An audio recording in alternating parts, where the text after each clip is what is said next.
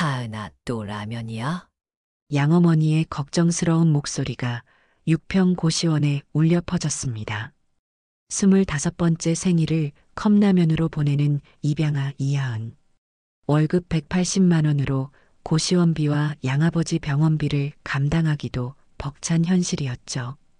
그런데 같은 시각 강남의 호화저택에서는 한 남자가 혼자 촛불을 켜며 중얼거리고 있었습니다. 우리 딸도 어디선가 생일을 맞고 있겠지.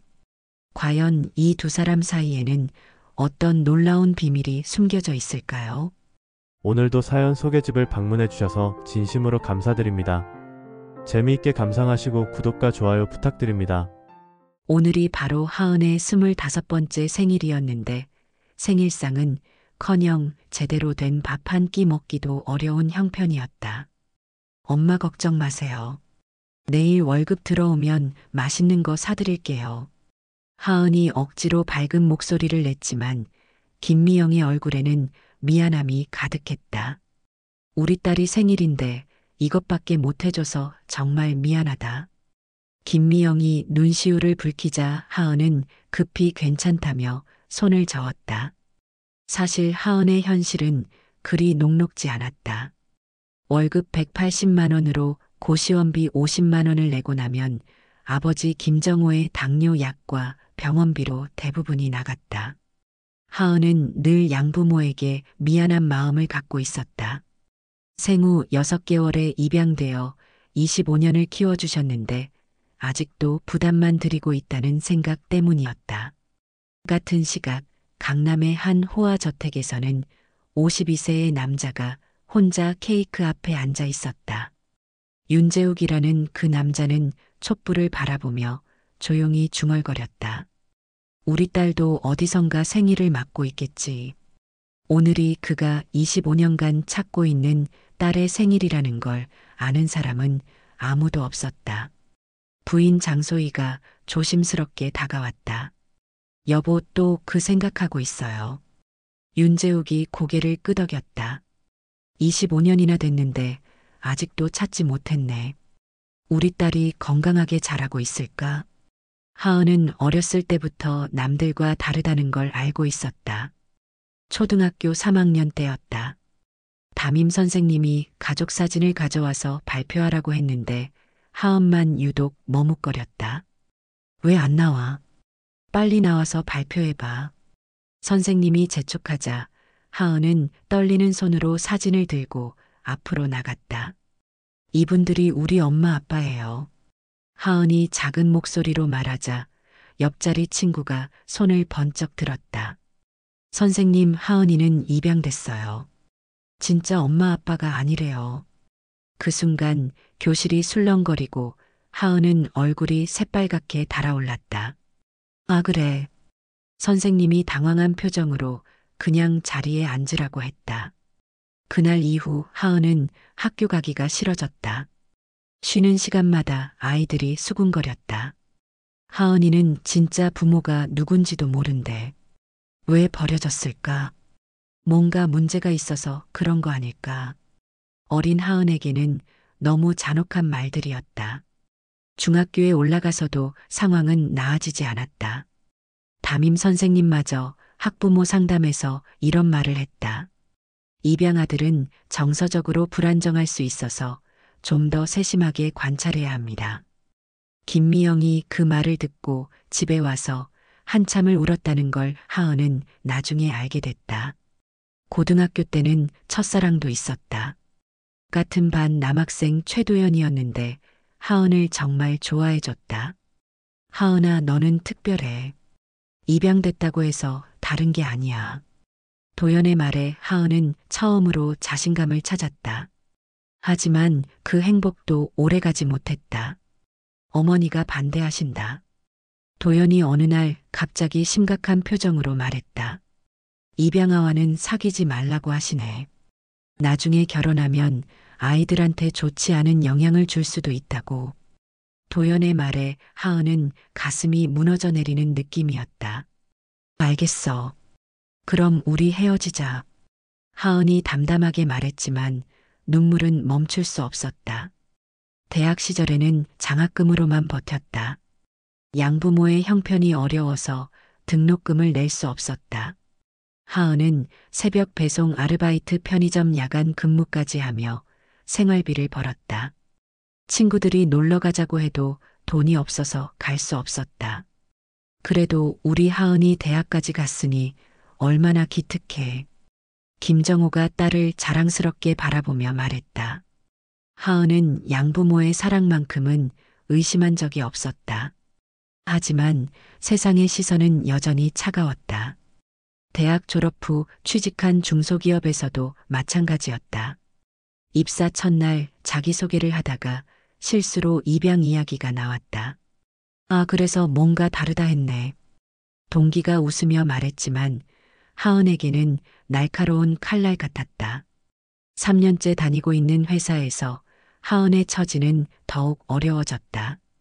오경수 과장이 유독 하은을 힘들게 했다. 입양아들은 어떨 때 불안정한 면이 있어서 중요한 일은 맡기기 어려워. 오경수가 다른 직원들 앞에서 대놓고 말하는 바람에 하은은 더욱 위축됐다. 승진 시즌마다 하은은 번번이 밀려났다. 일은 누구보다 열심히 했는데 결과는 항상 같았다. 동기들이 하나둘 승진해 나가는 모습을 보며 하은은 자신의 한계를 느꼈다.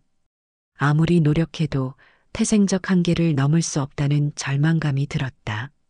설상가상으로 양아버지의 병이 악화됐다. 당뇨 합병증으로 수술까지 하게 됐다. 수술비만 300만 원이 나왔는데 하은에게는 그마저도 큰 부담이었다. 결국 대출을 받을 수밖에 없었다. 은행에서도 좋지 않은 시선을 받았다. 보증인이 양부모니까 신용도가 낮다는 이유였다. 직장도 중소기업이고 연봉도 높지 않아서 대출 한도도 제한적이었다. 하은은 여러 은행을 돌아다니며 겨우 200만 원을 빌릴 수 있었다. 그날 밤 하은은 고시원에서 혼자 울었다. 왜 이렇게 살아야 하는 걸까? 내가 뭘 잘못했다고.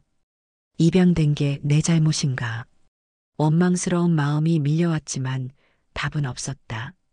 한편 최도연은 의과대학을 졸업하고 인턴을 마친 후 레지던트가 되어 있었다.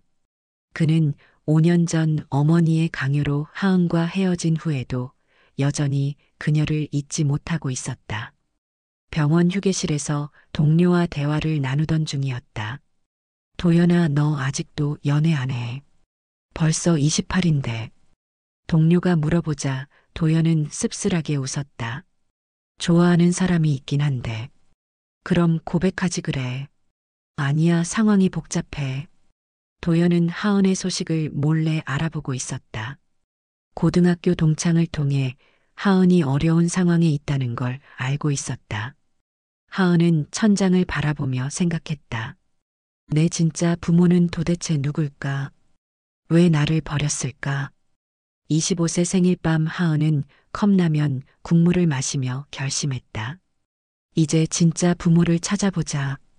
더 이상 이렇게 살 수는 없어. 설령 거절당한다 해도 진실은 알고 싶다. 하은의 눈에는 처음으로 의지가 번뜩였다. 그 순간 휴대폰이 울렸다. 정율이었다. 하은아, 생일 축하해. 미안해, 늦게 연락드렸어. 회사 일이 너무 바빠서. 괜찮아, 유리야. 고마워. 그런데 혹시 시간 있어? 만나서 상담하고 싶은 게 있어. 정유리는 하은의 대학 동기로 현재 로펌에서 변호사로 일하고 있었다. 하은이 힘들어하는 목소리를 듣고 바로 만나자고 했다. 무슨 일이야? 뭔가 심각해 보이는데. 유리가 걱정스럽게 물었다. 사실 결심한 게 있어. 친부모를 찾아보려고. 정유리가 깜짝 놀란 표정을 지었다. 정말? 갑자기 왜? 더 이상은 못 견디겠어. 평생 이런 시선 받으며 살 수는 없어. 다음 날 아침 하은은 평소보다 일찍 회사에 출근했다. 어젯밤 내린 결심 때문에 잠을 제대로 이루지 못했다. 사무실에 들어서자마자 오경수의 날카로운 목소리가 들렸다. 이하은 씨 어제 보고서 제대로 확인했어요. 실수가 너무 많아서 다시 해야겠네요. 죄송합니다. 다시 확인해 보겠습니다. 하은이 고개를 숙이며 대답했지만 오경수의 표정은 여전히 불만스러웠다. 입양아라서 그런지 집중력이 떨어지는 것 같네. 오경수가 중얼거리는 말이 사무실 전체에 들렸다. 다른 직원들이 힐끔힐끔 하은을 쳐다봤다. 점심시간이 되자 동료들이 모여서 수군거리기 시작했다. 하은이는 정말 불쌍해. 친부모가 누군지도 모르고 살아야 하니까. 이런 말을 하는 건 입사 동기인 김지영이었다. 맞아. 그래서 그런지 뭔가 불안정해 보여. 성격도 소극적이고. 옆에서 박주연이 맞장구를 쳤다. 하은은 혼자 구내식당에서 밥을 먹으며 그 대화를 들어야 했다. 가슴이 답답했지만 아무 말도 할 수 없었다. 항상 그래 왔으니까. 참고 견디는 게 하은의 방식이었다. 오후에는 더욱 충격적인 일이 있었다. 승진 발표가 있었는데 또다시 하은은 제외됐다. 3년간 성실히 일했는데도 한 번도 승진하지 못한 건 하은뿐이었다. 오경수가 발표를 마치고 하은에게 따로 말했다. 하은 씨는 좀 더 안정적이 될 때까지 기다리는 게 좋겠어요. 입양아 출신이라서 그런지 아직 부족한 면이 있거든요. 그 말을 듣는 순간 하은의 참을성이 한계에 달했다. 과장님, 제가 입양아라는 것과 업무 능력은 전혀 상관없는 일입니다. 하은이 처음으로 반박했다. 오경수는 깜짝 놀란 표정을 지었다. 하은 씨가 그런 말을 하네. 평소답지 않은데. 저는 3년간 누구보다 열심히 일했습니다. 지각이나 결근 한 번 없었고 야근도 마다하지 않았어요. 그런데 단지 입양아라는 이유만으로 차별받는 건 부당합니다. 하은의 목소리가 점점 높아졌다. 사무실이 조용해지면서 모든 직원들의 시선이 하은에게 쏠렸다. 오경수의 얼굴이 붉어졌다. 뭐야? 갑자기 건방져졌네.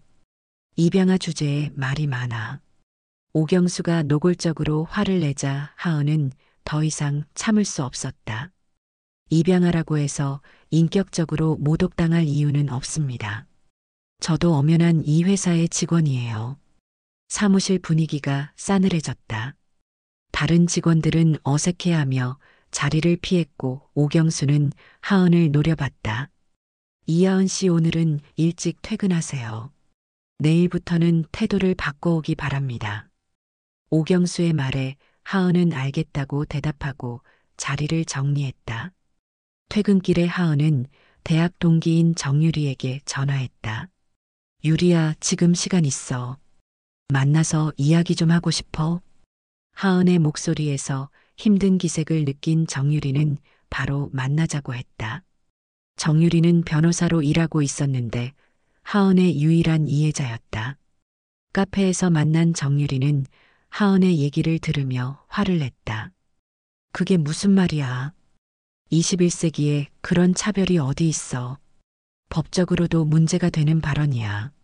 정유리가 분개하자 하은은 오히려 정유리를 말렸다. 괜찮아. 늘 그래 왔으니까. 익숙해졌어. 하은아, 그렇게 체념하면 안 돼. 너는 잘못한 게 없어. 정유리가 하은의 손을 잡으며 진지하게 말했다. 너는 입양된 게 아니라 선택받은 거야. 양부모님이 수많은 아이 중에서 널 선택하신 거라고. 그건 축복이야. 부끄러워할 일이 아니고. 하지만 세상 사람들은 그렇게 생각하지 않아. 하은이 쓸쓸하게 웃으며 말했다. 어릴 때부터 지금까지 계속 그런 시선을 받아왔거든. 이제는 정말 지쳤어. 정유리는 하은의 마음을 이해했지만 포기하지 말라고 격려했다. 그런데 말이야. 한 가지 방법이 있을 것 같은데. 정유리가 갑자기 진지한 표정을 지었다. 뭔데? 하은이 궁금해하자 정유리가 조심스럽게 말했다. 친부모를 찾아보는 건 어때? 친부모를요. 하은이 놀란 표정을 지었다. 그런 생각은 해본 적이 없었다.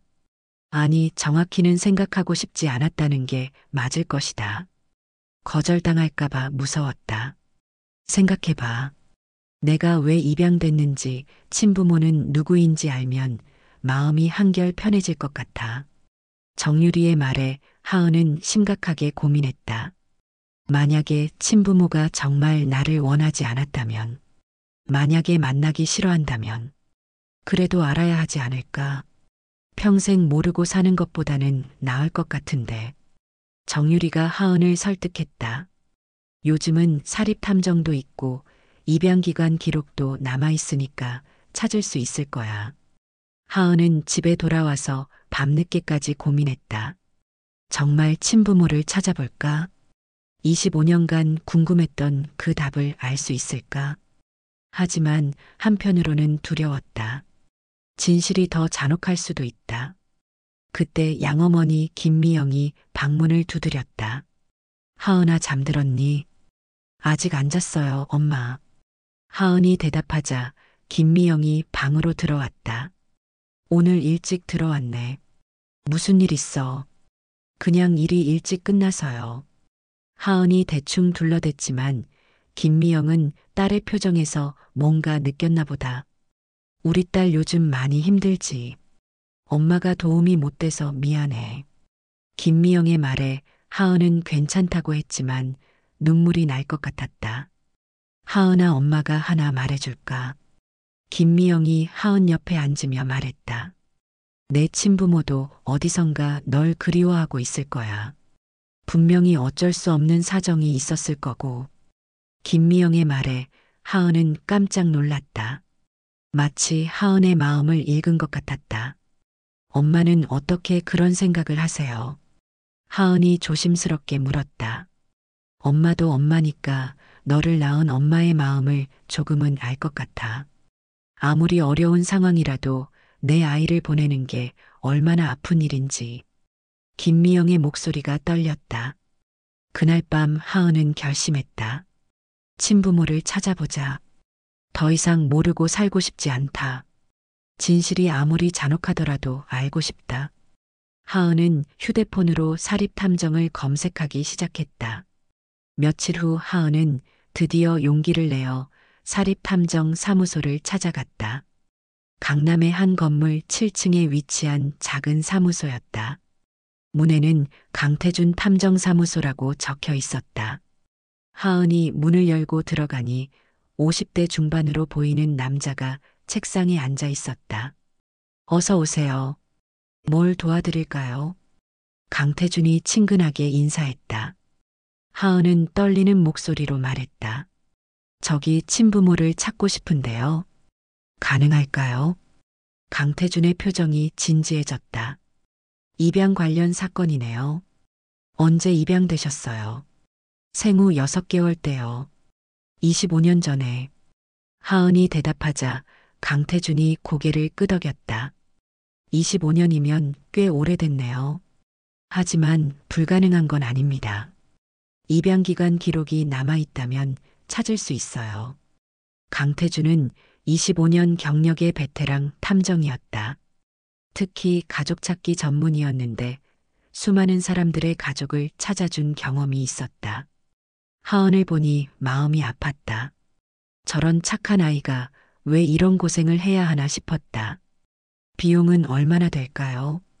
하은이 조심스럽게 물었다.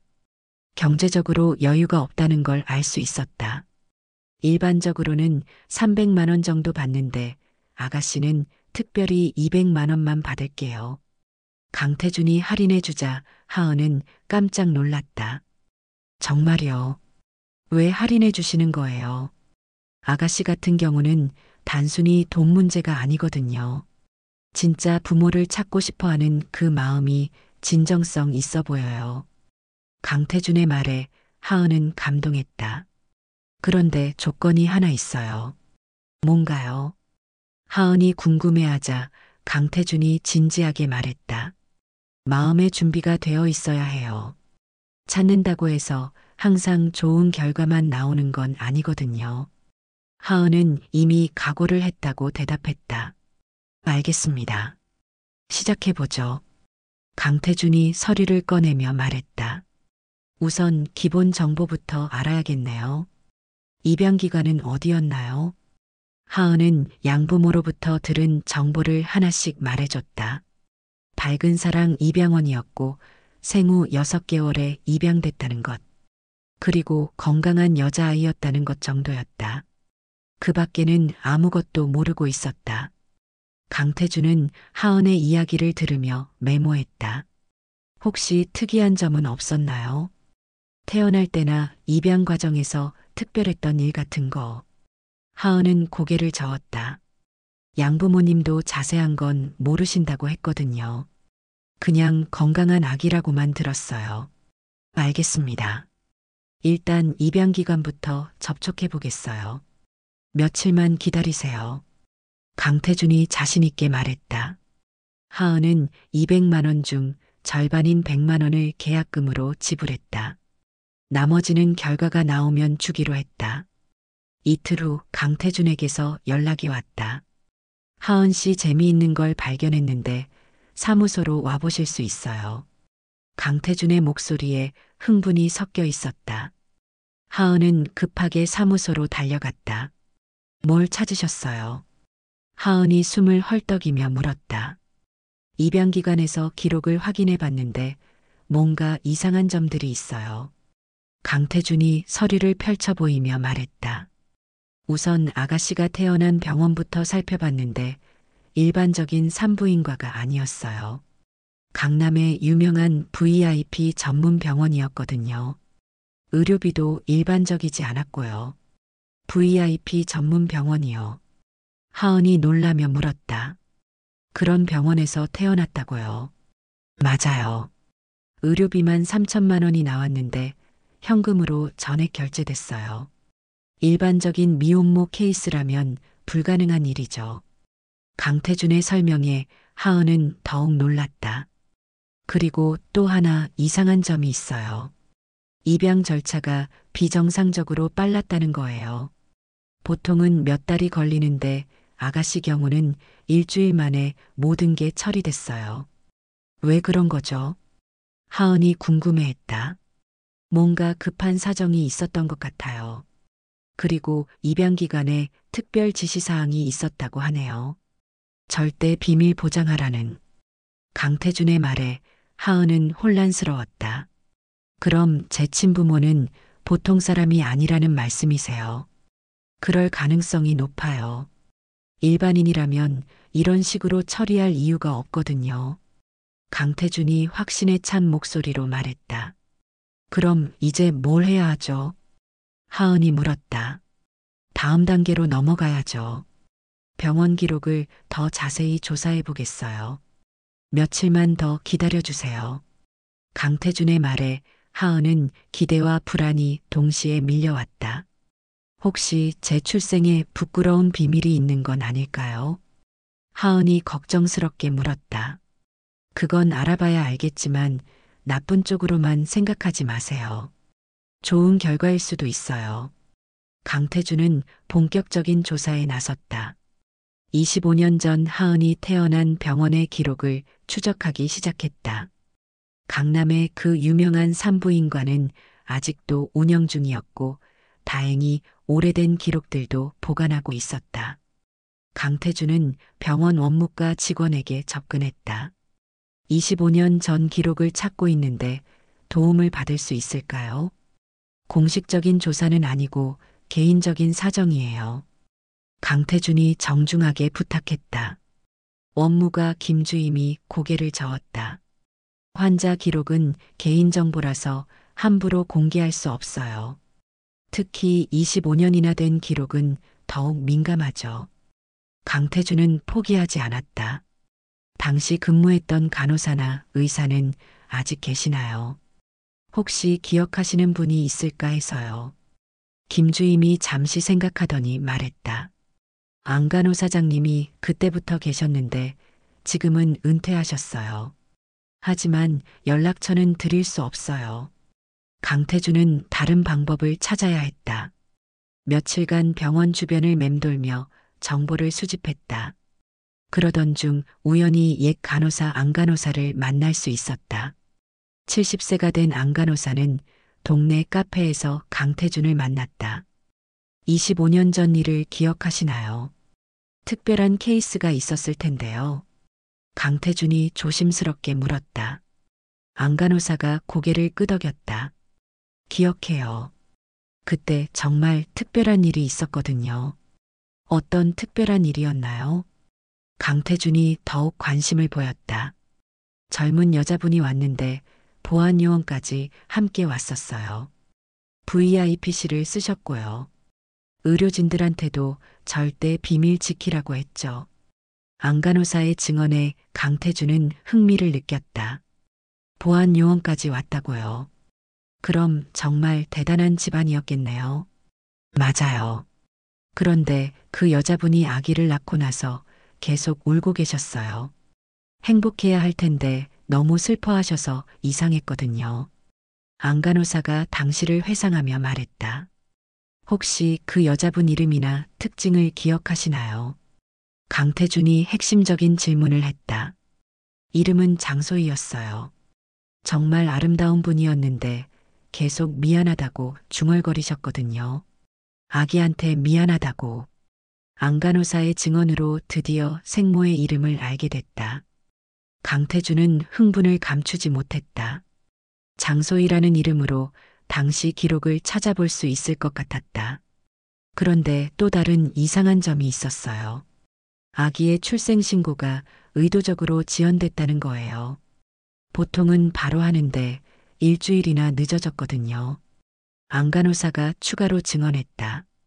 그 일주일 동안 뭔가 중요한 결정이 내려진 것 같았어요. 처음에는 아기를 데려가려고 했는데 갑자기 입양 보내기로 바뀌었거든요. 강태준은 더 많은 정보를 얻기 위해 당시 담당 의사를 찾아봤다. 김병 원장은 이미 80세가 넘었지만 기억력은 또렷했다. 그 케이스 말씀이세요. 물론 기억해요.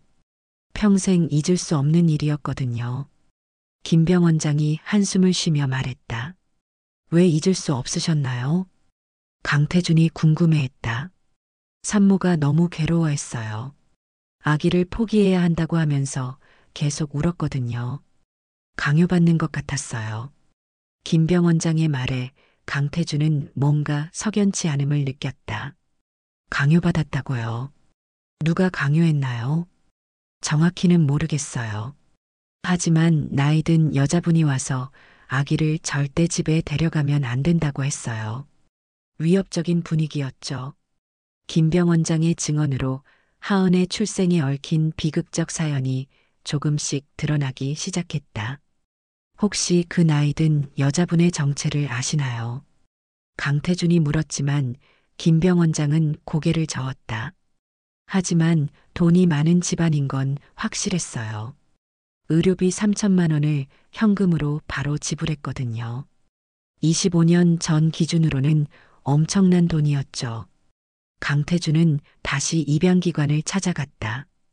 이번에는 장소희라는 구체적인 이름을 갖고 있었다. 입양기관 원장 최순자는 강태준을 경계스럽게 바라봤다. 25년 전 기록을 왜 찾으시는 거예요? 당사자가 의뢰한 거라면 신분증을 확인해야 해요. 강태준이 하은의 신분증 사본을 보여주자 최순자의 표정이 변했다. 아, 그 아이구나. 그때 일은 정말 특별했어요. 어떻게 특별했나요? 강태준이 자세한 설명을 요구했다. 거액의 기부금이 들어왔어요. 그 아이 입양과 관련해서 절대 비밀을 지키라고 하면서요. 평생 그 아이의 정보는 공개하지 말라고 했죠. 최순자의 말에 강태준은 더욱 확신했다. 이 사건 뒤에는 정말 큰 배경이 있다는 걸. 그 기부금이 얼마나 됐나요? 강태준이 물었다. 5억 원이었어요. 당시로서는 상상할 수 없는 금액이었죠. 그래서 더욱 철저히 비밀을 지켰어요. 최순자의 대답에 강태준은 깜짝 놀랐다. 5억 원이라는 거액의 기부금. VIP 병원에서의 출산, 보안 요원까지 동원된 상황. 이 모든 것들이 하나로 연결되기 시작했다. 혹시 그때 기부한 사람이나 단체 이름을 아시나요? 강태준이 핵심적인 질문을 했다. 최순자가 잠시 망설이더니 말했다. 신성그룹이라는 이름으로 들어왔어요. 하지만 개인이 낸 건지 회사에서 낸 건지는 모르겠어요. 신성그룹이라고요. 강태준이 놀라며 되물었다. 신성그룹이면 그 유명한 재벌그룹 말씀이신가요? 맞아요. 건설업으로 유명한 그 회사요. 그래서 더욱 조심스러웠어요.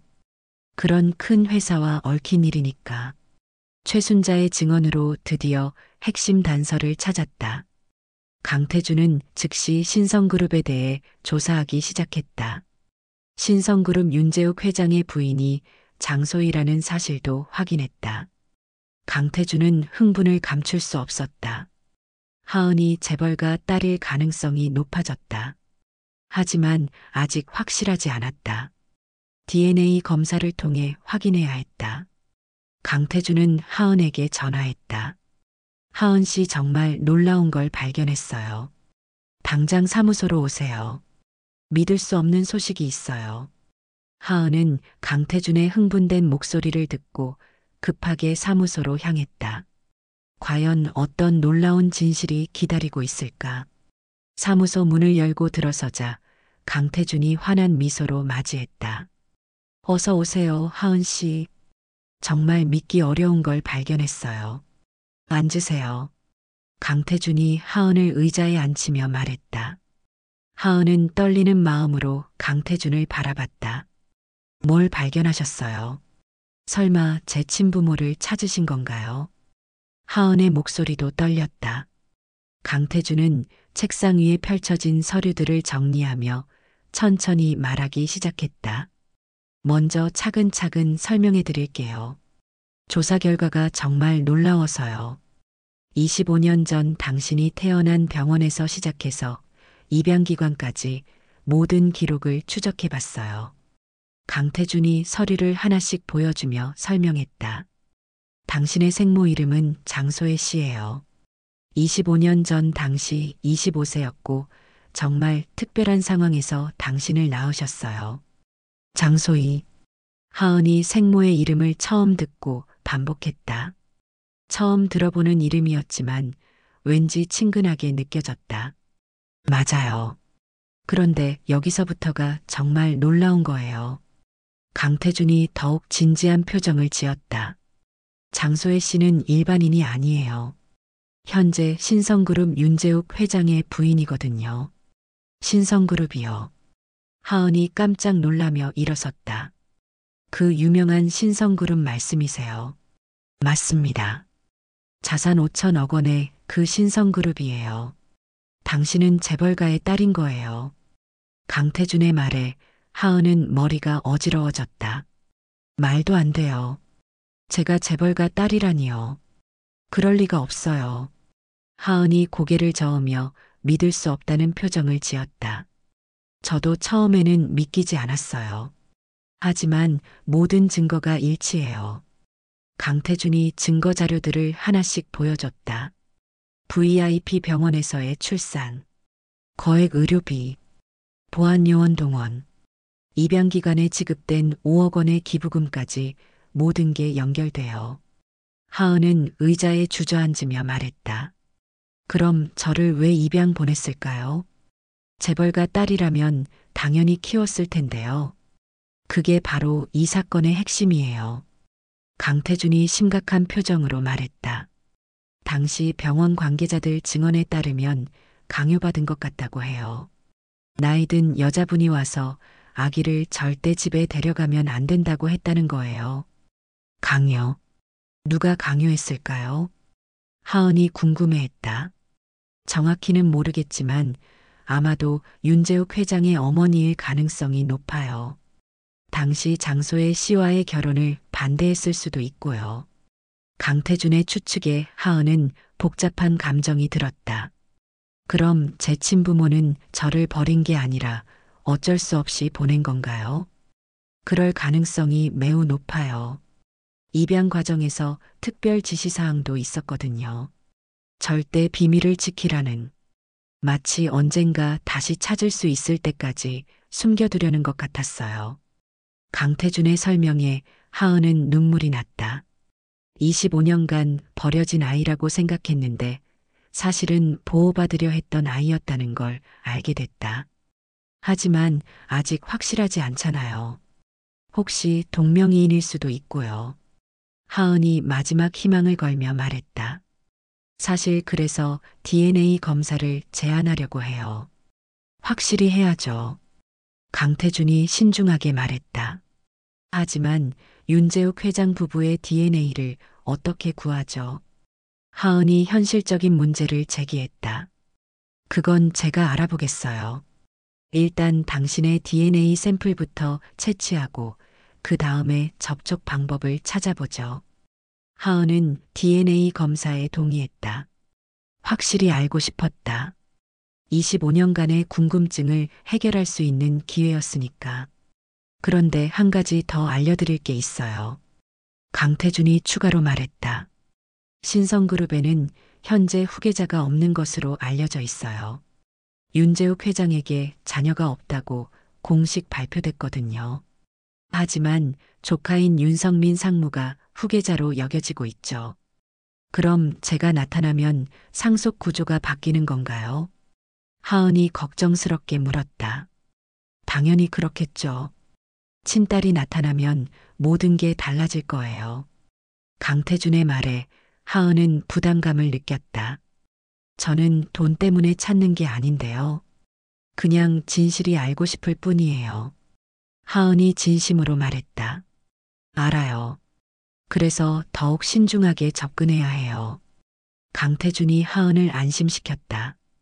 일단 DNA 검사부터 하고 그 결과가 나오면 어떻게 할지 결정하죠. 하은은 집에 돌아와서 하루 종일 혼란스러웠다. 자신이 재벌가 딸일 가능성이라니 꿈에서도 생각해 본 적이 없는 일이었다. 양어머니 김미영이 하은의 표정을 보고 걱정했다.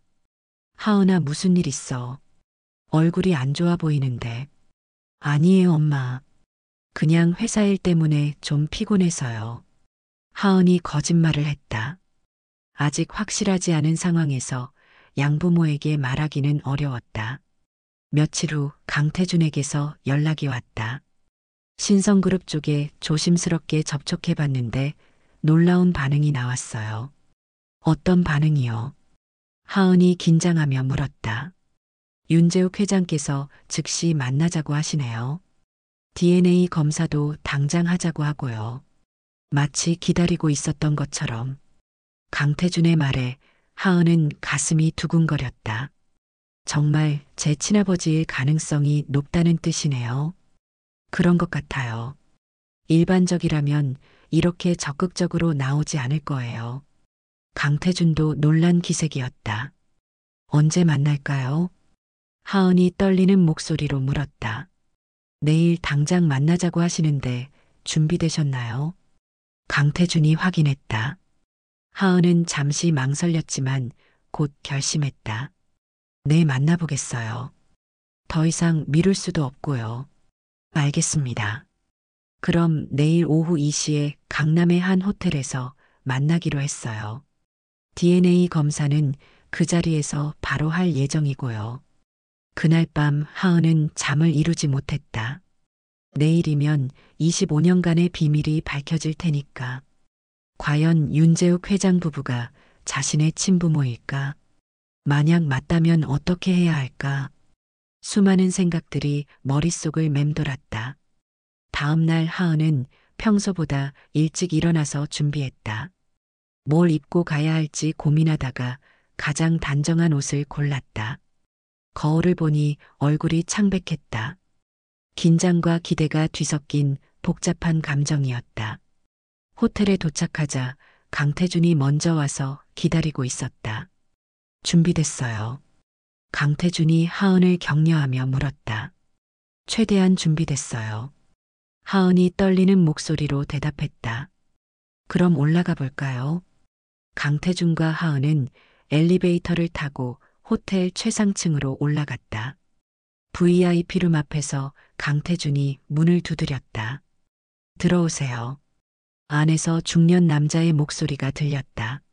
문이 열리는 순간 하은은 숨이 멎는 듯했다. 50대 중반의 품이 있는 남자와 50세 정도의 아름다운 여자가 서 있었다. 두 사람의 얼굴에는 긴장과 기대가 가득했다. 하은 씨죠? 윤재욱이 떨리는 목소리로 물었다. 네, 그렇습니다. 하은이 고개를 끄덕였다. 장소희는 하은을 보자마자 눈물을 흘리기 시작했다. 정말 우리 딸 같아.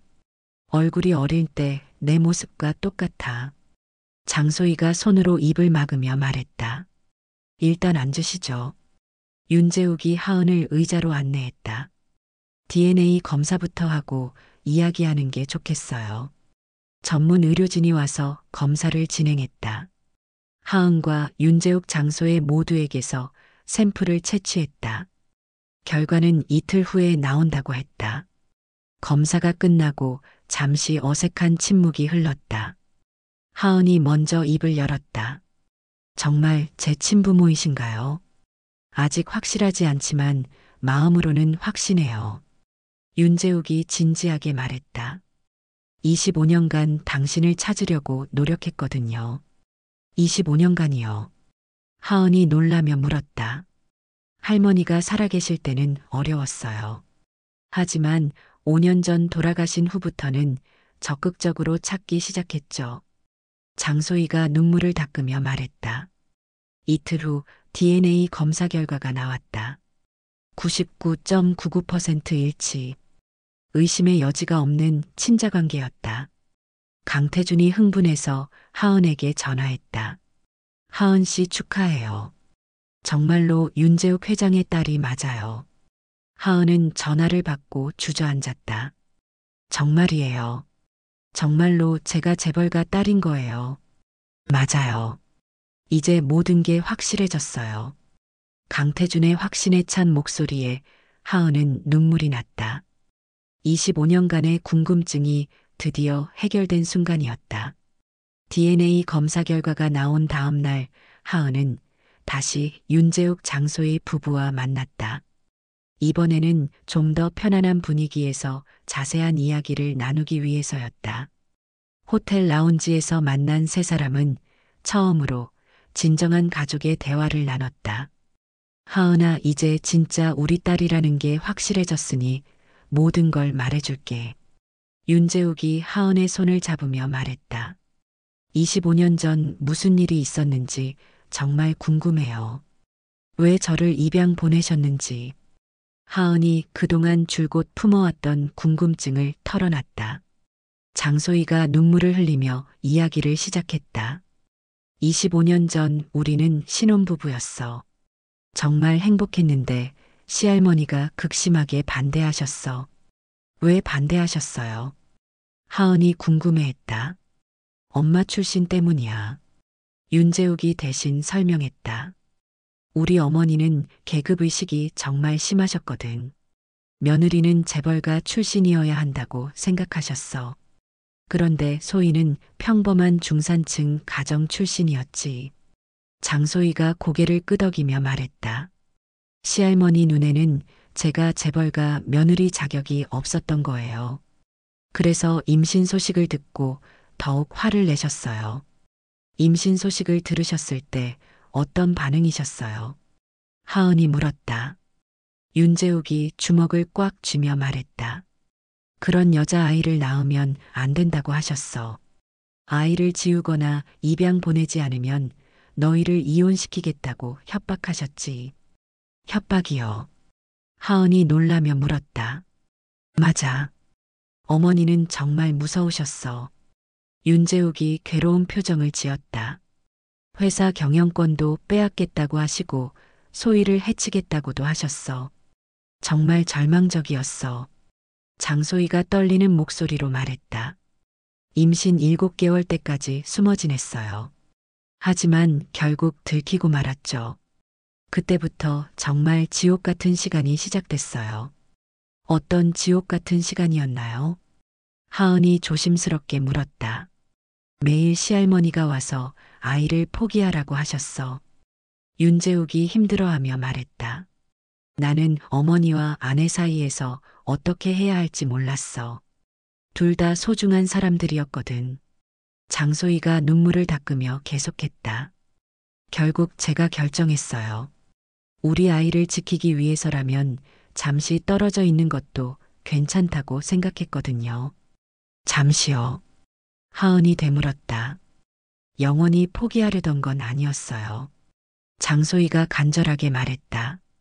시할머니가 돌아가시거나 마음을 바꾸시면 다시 찾아올 생각이었어요. 그래서 입양 기간에 특별히 부탁했던 거예요. 절대 비밀을 지켜달라고. 윤재욱이 고개를 끄덕이며 말했다. 언젠가 반드시 찾을 거라고 약속했어. 그래서 5억 원이라는 거액 기부도 한 거야. 나중에 찾을 때 아무 문제 없도록. 그럼 25년간 계속 저를 그리워하셨던 건가요? 하은이 울먹이며 물었다. 매일매일 그리워했어. 장소희가 하은을 끌어안으며 말했다. 내 생일마다 케이크를 사서 혼자 촛불을 켰어. 건강하게 자라고 있기를 바라면서. 윤재욱도 목이 메었다. 5년 전 어머니가 돌아가시고 나서는 정말 적극적으로 찾기 시작했어. 사립탐정도 여러 명 고용하고 입양기관도 다시 접촉했지. 그런데 왜 이제야 찾으셨어요? 하은이 궁금해했다. 25년간 너무 철저히 비밀이 지켜졌거든. 윤재욱이 설명했다. 입양기관에서도 함구하고 있었고 병원 기록도 찾기 어려웠어. 그런데 내가 먼저 찾기 시작해서 연결된 거야. 장소희가 하은의 얼굴을 쓰다듬으며 말했다. 정말 미안해 하은아. 엄마가 더 용감했다면 이런 일은 없었을 텐데. 아니에요. 하은이 고개를 저었다. 이해해요. 그때 상황에서는 어쩔 수 없는 선택이었을 거예요. 윤재욱이 진지하게 말했다. 이제라도 찾았으니 앞으로는 진짜 가족으로 살고 싶어? 25년간 못해준 사랑을 모두 보상해주고 싶어? 하지만 저에게는 양부모님이 계세요. 하은이 조심스럽게 말했다. 지금까지 저를 키워주신 분들이에요. 물론이야. 윤재욱이 고개를 끄덕였다. 양부모님께도 정말 감사해. 우리 딸을 이렇게 훌륭하게 키워주셔서 반드시 보답하고 싶어? 장소희도 동의했다. 양부모님이 없었다면 지금의 하은이도 없었을 거예요. 정말 고마운 분들이세요. 그럼 이제 어떻게 하죠? 하은이 앞으로의 계획을 물었다. 천천히 해나가자. 윤재욱이 신중하게 말했다. 갑자기 모든 걸 바꿀 수는 없잖아. 내가 원하는 대로 해도 돼. 우선 양부모님께 인사드리고 싶어요. 장소희가 말했다. 우리 딸을 키워주신 분들께 직접 감사 인사를 드려야죠. 하은은 친부모들의 진심을 느낄 수 있었다. 지난날의 그리움과 미안함, 그리고 앞으로의 희망이 모두 섞여 있었다. 하지만 한편으로는 걱정도 됐다. 갑자기 재벌가 딸이 된다는 게 부담스러웠다. 돈이나 지위는 중요하지 않아요. 하은이 솔직하게 말했다. 그냥 진짜 가족이 있다는 게 기뻐요. 그동안 궁금했던 진실을 알게 돼서 감사해요. 우리도 마찬가지야. 윤재욱이 감격해하며 말했다. 돈보다 소중한 딸을 다시 찾은 거잖아. 이보다 더 큰 행복이 어디 있겠어. 며칠 후 운명적인 만남이 성사됐다.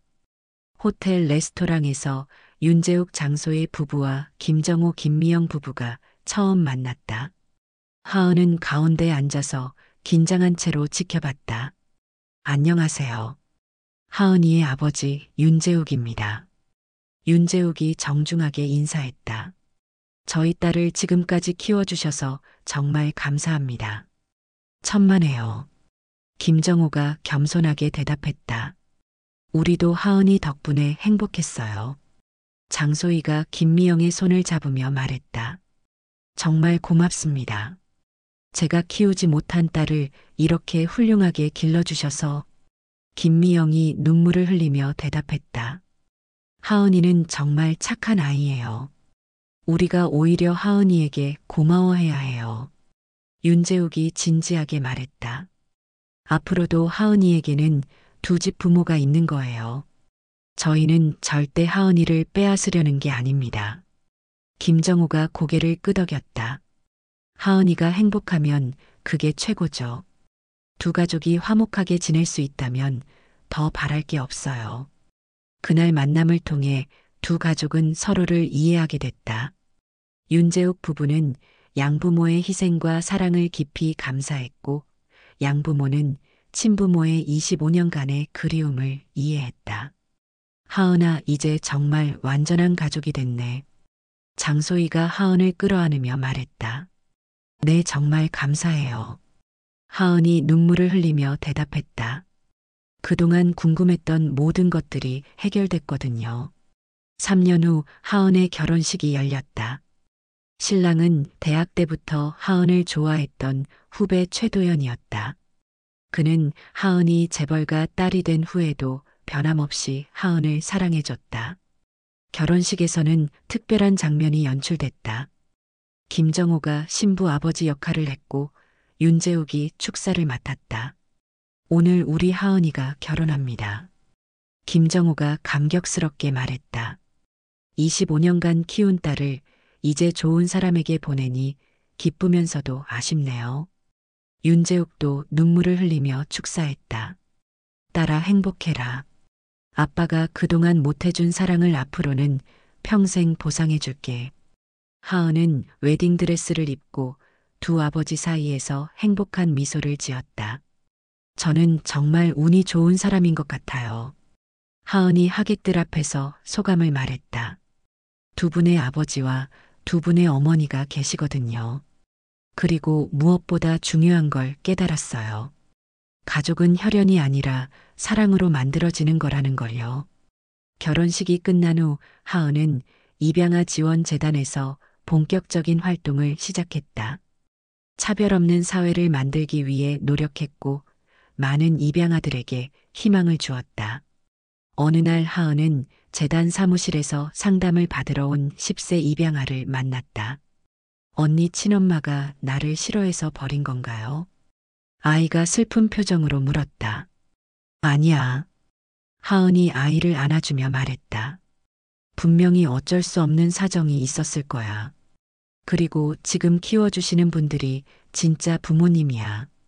사랑으로 선택해 주신 거거든. 그날 밤 하은은 윤재욱 장소의 부부와 김정호 김미영 부부가 모두 모인 저녁 식사 자리에서 말했다. 정말 감사해요. 저는 세상에서 가장 행복한 사람인 것 같아요. 우리도 마찬가지야. 윤재욱이 하은의 손을 잡으며 말했다. 내가 있어서 우리 가족이 완성됐어. 김미영도 고개를 끄덕였다. 하은이가 우리 집에 온 건 정말 하늘이 주신 선물이었어. 하은은 창밖을 바라보며 생각했다. 어려운 시절도 모두 의미가 있었구나. 포기하지 않고 견뎠기 때문에 지금의 행복이 있는 거야. 진정한 행복은 물질이 아니라 사랑하는 사람들과 함께하는 것이라는 걸 이제야 알겠어. 하은의 이야기는 많은 사람들에게 희망을 주었다. 늦었다고 생각할 때가 가장 빠른 때라는 것. 선한 마음으로 살면 반드시 복이 온다는 것을 보여주었다. 그리고 가장 중요한 건 가족의 소중함이었다.